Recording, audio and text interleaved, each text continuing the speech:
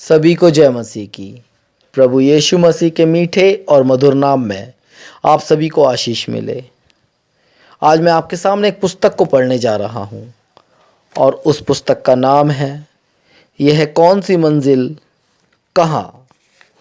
और उसके आगे एक क्वेश्चन मार्क है, एक सवाल है, क्योंकि हम अपने जीवनों में देखते हैं बहुत से लोग मंजिल तो चुनते हैं वरन रास्ते में ही भटक जाते हैं। इस पुस्तक के अंदर एक शीर्षक है, उसमें एक कहानी है छोटी सी, और उस कहानी के माध्यम से मैं आपको बताऊंगा कि किस प्रकार से जब हम अपने जीवन में मंजिल तय करते हैं तो हम अपनी बुद्धि के अनुसार नहीं वरन हम परमेश्वर के अनुसार वहाँ तक पहुँच सकते हैं।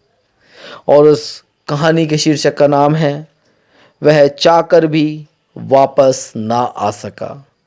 बहुत टाइम पहले की बात है, एक व्यक्ति है इस कहानी के अंदर जिसका नाम सुरेश है। और हम कहानी को शुरू करते हैं और उसके बारे में आपको सुनकर बहुत अच्छा लगेगा। आपको इसमें सीखने को मिलेगा कि आखिर सुरेश वापस क्यों नहीं आ सका। बहुत समय पहले की बात है, एक आदमी एक धनी मनुष्य के यहाँ नौकरी करता था। उसका मालिक बहुत अत्याचारी व दुष्ट था।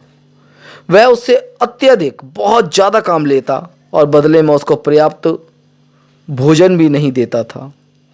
नौकर ने अपने इस मालिक का घर छोड़कर भाग जाने की कई बार योजना बनाई, लेकिन वह अपने मालिक के क्रोध से, उसके गुस्से से बहुत डरता था।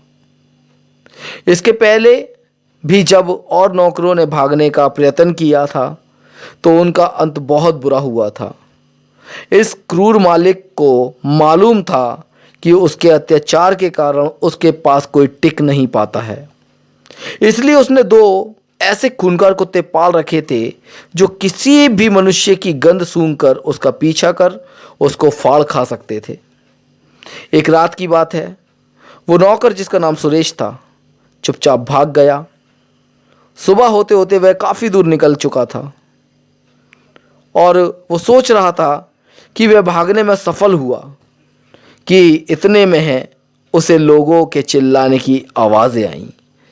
वह समझ गया कि कुत्ते उसका पीछा कर रहे हैं। वह तेजी से दौड़ने लगा और दौड़ने लगा, परंतु जब उसने पीछे मुड़कर देखा तो पता चला वे काफ़ी नज़दीक आ चुके हैं।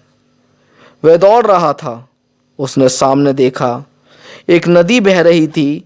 वह जल्दी से उसमें कूदकर उस पार झाड़ियों में छिप गया। वहां से वह देख सकता था कि कुत्ते नदी के किनारे तक आए और वहां सूंघते खड़े थे, पर उनको उसकी गंध नहीं मिली। वे उसका पीछा ना कर सके क्योंकि उसकी गंध पानी के बहाव में घुल गई थी। कुछ देर बाद वे कुत्ते चले गए। कई दिनों तक सुरेश नदी के उस पार रहा। वह बार बार नदी तक जाता और सोचता शहर में कहीं छिपकर रहूं, परंतु वापस लौटने की उसकी हिम्मत नहीं थी। वह जंगल की ओर यह सोचकर बढ़ा कि आगे कोई रास्ता निकल आएगा, परंतु ना वह लौट सका और ना कभी किसी ने उसे फिर देखा। मेरे प्रियो, जीवन में कई बार लोग ऐसी खतरनाक परिस्थितियों में फंस जाते हैं जहां से उनको बाहर निकालने का कोई रास्ता नहीं मिलता। कई लोगों को किसी के दबाव में रहकर काम करना पड़ता या भय में जीना पड़ता है।